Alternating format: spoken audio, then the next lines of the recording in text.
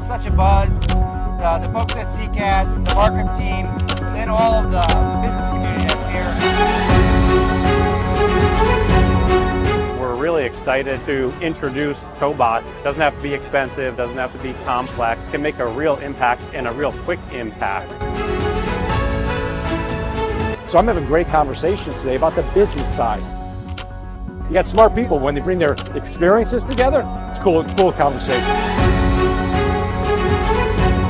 It's so exciting to be from CCAT, to come out to a manufacturer like OFS and get to see the actual impact and results of doing a technology project. We can be so much better and even more competitive if we recognize the data we have on the floor. Got a grant from CCAT to help us do that. One of the main things we try to do at CCAT is really de-risk technology adoption. They could come to our demonstration facility and actually try out the hardware and software there, do a test run.